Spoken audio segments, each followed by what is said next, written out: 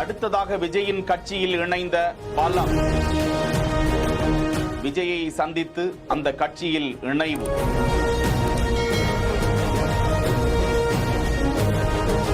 அடுத்தடுத்து மிக முக்கியமானவர்கள் விஜய் கட்சியில் இணைவதால் உற்று நோக்கப்படும் 2026 சட்டமன்ற தேர்தல்.